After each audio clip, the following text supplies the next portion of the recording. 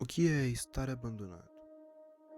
Talvez, só talvez, você imagine que é estar desamparado, estar sendo inútil ou descartável. Só que no momento em que nós não precisamos mais de algo ou de alguém, o que nos torna diferentes daquilo ou daquele que nos abandonou? Numa velha cidade da Bahia, entre becos e ladeiras, os capitães de areia são os senhores de um reino invisível. Meninos que vivem e sobrevivem à margem, esquecidos pelas autoridades, ignorados pelos homens ricos, temidos pelos pobres, ladrões por necessidades, heróis por um destino. Sua infância, marcado pelo silêncio, pela fome.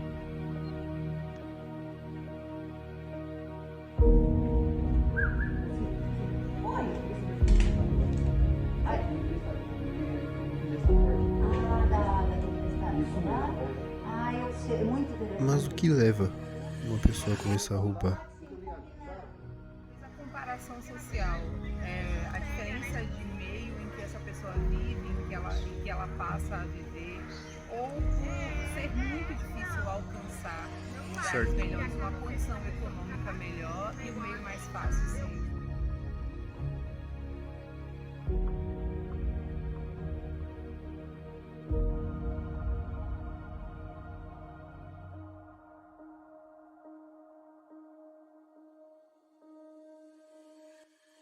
Mas o roubo por necessidade seria fruto exatamente do quê?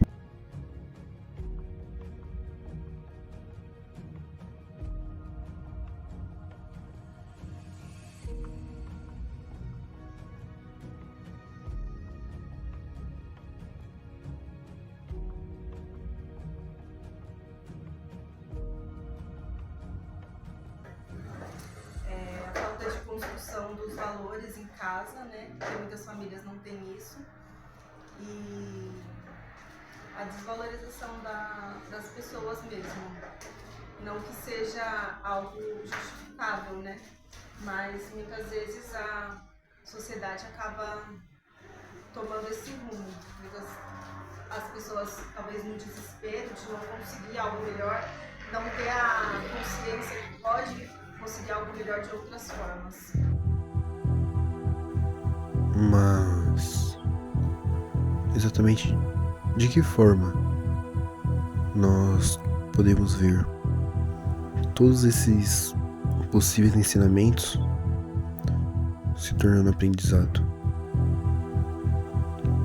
Essa troca real entre aluno e professor. O Pirulito talvez seja o personagem que tem uma das edições mais emocionantes de toda a história. E não só por antes ele ser um dos mais agressivos, e também porque ele realmente teve um aprendizado muito profundo durante o livro, graças ao Padre José. Na cena em que a gente observa ele sendo transfigurado, assim, entre aspas, onde ele tá orando e se prostrando, se entregando realmente para aquilo que ele acredita, a gente vê a forma com que ele se entrega e a intensidade que ele se entrega pelo olhar do Sem Pernas. O Sem Pernas que é outro personagem que acaba tendo uma profundidade muito grande durante o livro, e a gente percebe por vários momentos do Pirulito e do Sem Pernas que eles são dois personagens que são muito mais profundos do que parecem, né? Quando você lê a descrição dos personagens, tipo, se você for ler apenas pela internet, você vai acabar vendo que eles não são tão interessantes assim quanto são no livro. O Pirulito é um garoto alto, com uma pele amarelada e cabeça grande. E o Sem Pernas é um garoto roxo que gosta de fazer piada com tudo, mas dentro do livro você vai acabar vendo várias nuances entre esses dois personagens. Não, vai ver várias coisas profundas entre eles que vai acabar tornando o livro um pouco mais profundo e mais complexo do que parece ser. E a gente acaba entendendo que o livro Capitães de Areia não é apenas um romance. Porque se você ver em vários lugares, o livro vai ser descrito como um romance. Porém, a gente vê ação, a gente vê drama, a gente vê suspense, a gente vê diversos outros gêneros embutidos dentro desse livro. E uma das coisas que mais me faz refletir sobre isso são alguns personagens, como Pedro Bala, o próprio Lito, Sem Pernas. Pedro Bala é aquele típico líder nato, aquele cara que sabe o que está fazendo, aquele cara que sabe liderar, que sabe colocar um grupo em ordem. Mas os fardos que Pedro Bala carrega são muito maiores do que ele mesmo consegue carregar. Os fardos que o Pedro Bala carrega são muito maiores do que ele pode suportar, talvez. E também, às vezes, são muito maiores do que ele consegue transmitir para os outros meninos. Mas ele tá sempre transmitindo essa imponência, essa demonstração de força e sendo um exemplo para os outros rapazes. E sempre que a gente vê o Pedro Bala entrando em ação, como no momento em que um dos Capitães de Areia ataca assim, entre aspas, queria ver o que tinha no baú de outro menino, Pedro Bala é um dos primeiros, é o primeiro, né, a intervir e tentar entender o que está acontecendo. E a gente observa de várias formas como Pedro Bala age como líder e como pai desses garotos, como irmão mais velho. Os fardos de uma boa liderança talvez não sejam perceptíveis. E muito provavelmente é isso que torna essa liderança tão boa. Menina, o que a gente vai fazer com ela? Eu não sei, mas ela falou que tá sozinha. E de qualquer forma, ela tá podendo se perder por aí. Ela pode ser útil, exatamente. Se não quiser, se quiser ficar, a gente tem que ser forte. E que não é o lugar de fraco. Infelizmente, a rejeição às vezes é uma boa forma de proteção. Eu sou mais forte do que você pensa. Eu tô sozinha, minha mãe morreu e eu agora tô com a mim mesmo. Como quiser. Você quer ficar aqui? Você fica. Aqui tem que ser forte. No livro Capitães da Areia, a liderança de Pedro Bala carrega vários pesos e fardos que refletem as dificuldades e responsabilidades de ser o chefe de um grupo de meninos abandonados. Alguns desses pesos e fardos são responsabilidades e conflitos da liderança. Pedro Bala, como líder dos Capitães da Areia, carrega a responsabilidade de proteger o grupo, garantindo sua sobrevivência e segurança. Além de tomar decisões difíceis, ele enfrenta conflitos internos, como disputa de poder, e externos, como a ameaça constante da polícia. Esses desafios exigem que Pedro mantenha a união do grupo, enquanto lida com a pressão de guiar seus companheiros e proteger sua liberdade nas ruas. Sua liderança é marcada pela necessidade de resolver esses conflitos e manter o grupo unido, o que transforma seu papel num fardo pesado e constante. Amadurecimento precoce. Pedro Bala, assim como os outros meninos, teve que crescer muito rápido. Ele carrega o fardo de perder a infância para proteger os Capitães da Areia. Isso se reflete no modo como ele precisa ser duro e manter uma postura de força o tempo todo. Mesmo quando, por dentro, ele também é um menino vulnerável. Um exemplo é, ao cuidar de Dora e vê-la morrer, Pedro Bala percebe o quanto a vida nas ruas é cruel e injusta. A dor dessa perda pesa mais ainda sobre ele, pois ele sente que falhou em proteger uma das pessoas mais queridas do grupo. Sacrifício pessoal.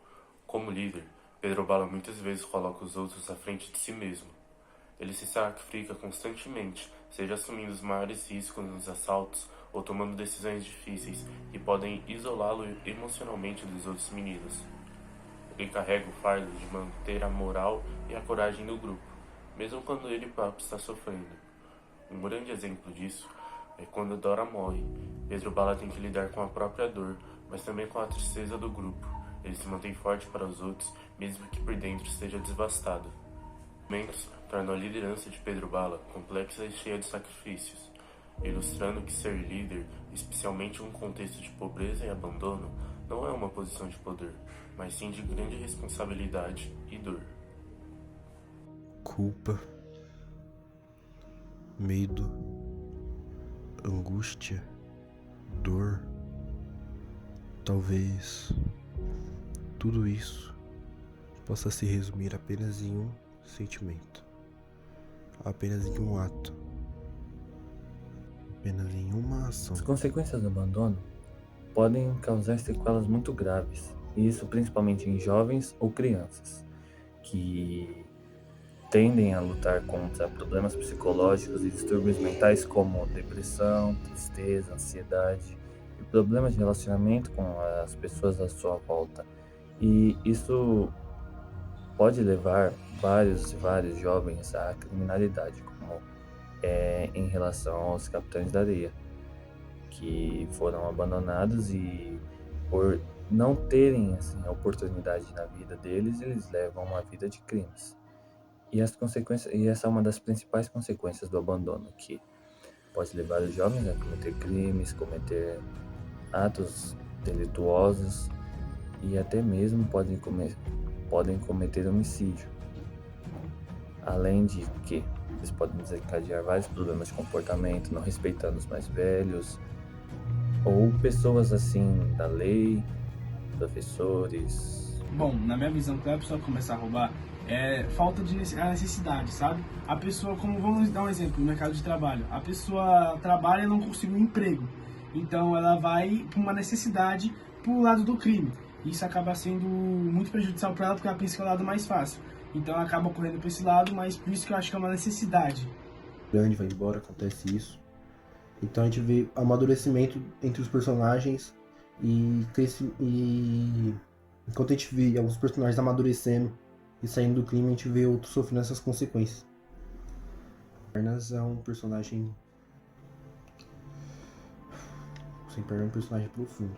Bem mais do que a gente consegue entender e observar. Ele traz vários aspectos no seu linguajar, na sua forma de pensar.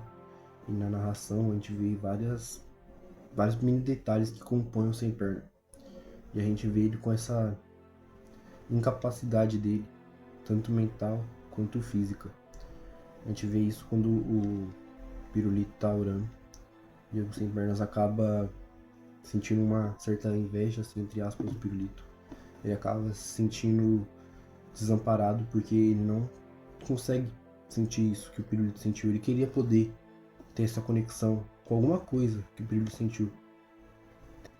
Tem um momento que o Sem Pernas ele acaba perseguindo outro Capitão de Areia porque ele tava meio que saindo do trapiche e o Sem Pernas acaba achando que ele vai pegar algum tesouro que ele tava escondendo e etc.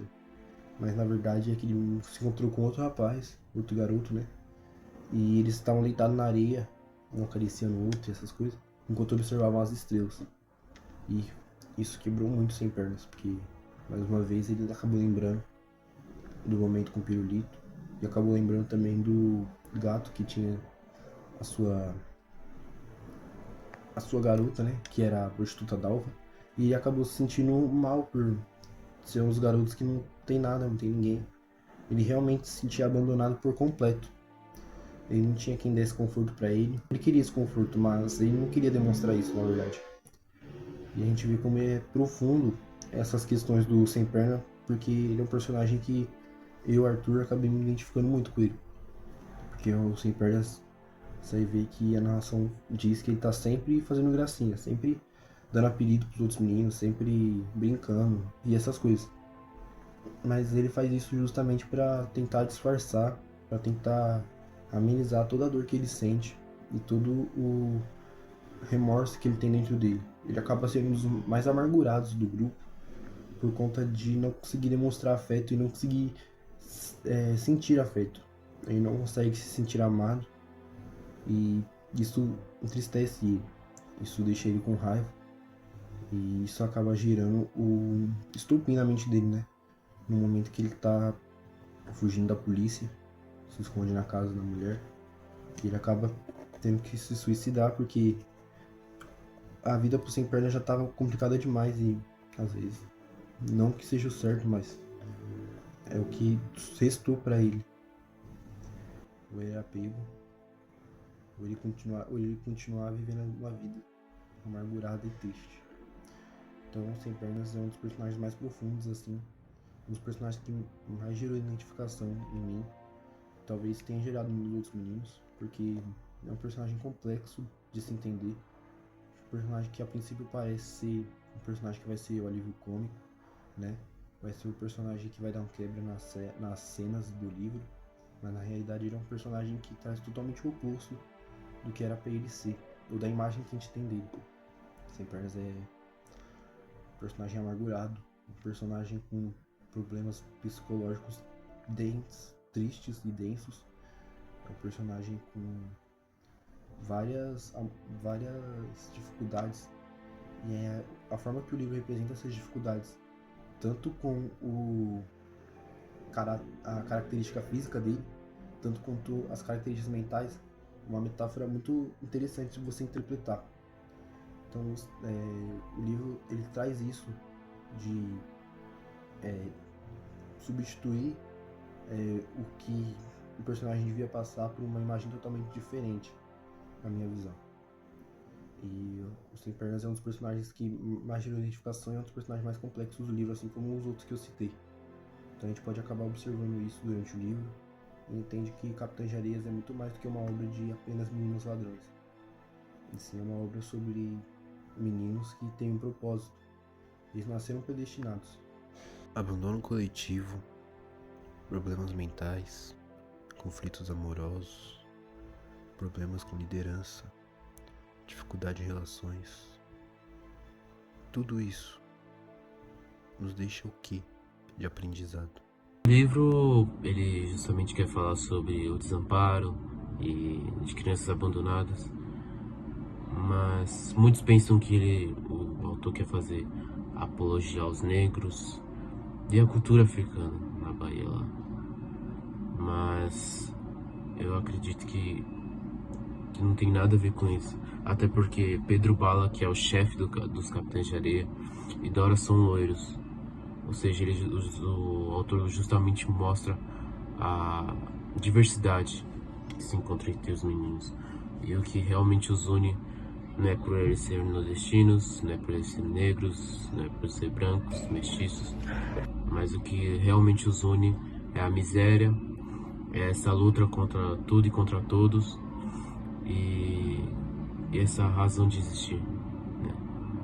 Eu acredito que é muito fácil a gente julgar essas pessoas que estão nessa situação, as que recorrem ao crime por necessidade, não as pessoas que vão para o crime por ganância, porque aí eu já teria que falar de uma forma diferente, mas eu acho que muitas dessas pessoas vão para esse meio pelo fato de terem cagado nas suas raízes, seja por falta de família, seja pela ausência da escola, que é justamente o que forma a criança.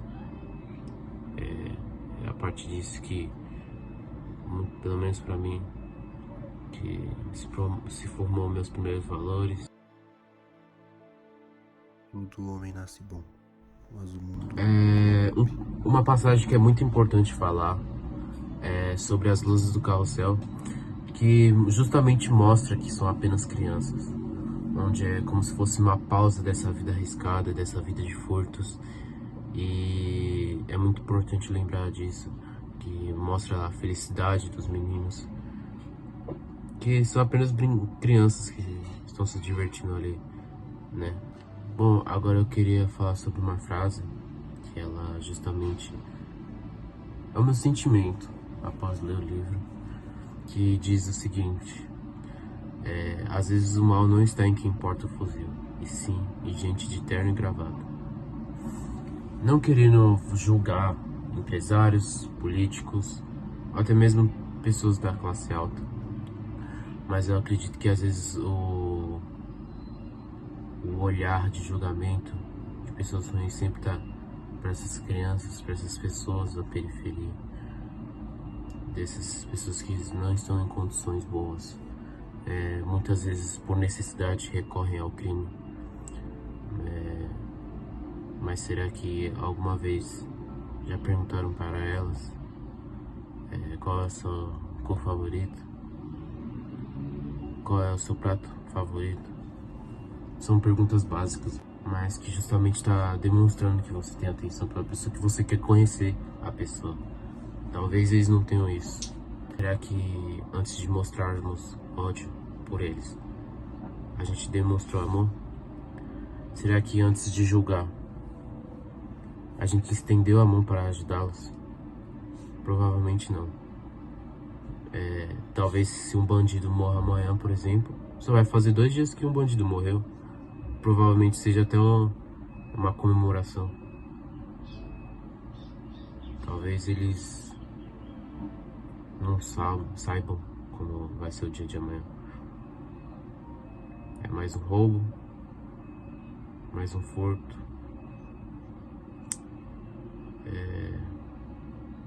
É isso. O livro nos ensina a importância de compreender a realidade da marginalização e a dificuldade da vida dos menos favorecidos. Essas experiências dos meninos de rua, o livro revela as duras condições que os levaram a essa situação, destacando a necessidade de empatia e respeito em relação a esses indivíduos. Também destaca a influência do ambiente nas oportunidades e escolhas de vida, ensinando a necessidade de criar condições mais justas e iguais para todos.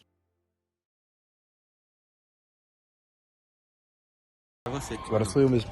Grava aí. Eu quero gravar. Tá bom, né? Isso aqui é para os erros de gravação, pessoal. O nosso não vai ter erro de gravação, vai ter bastidor, porque a gente não erra. Sei lá. Ó, vou começar de novo. Errando aqui, né? Aí corta essa parte também. Digita aqui.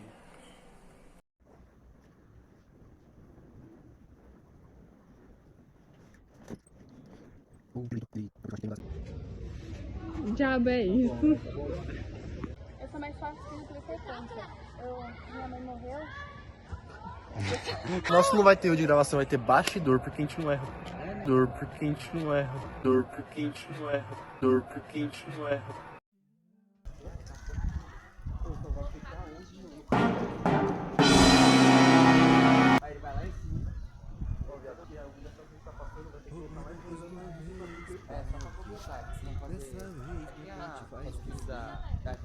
Vocês, porque eu posso crer que nascemos predestinados a ser.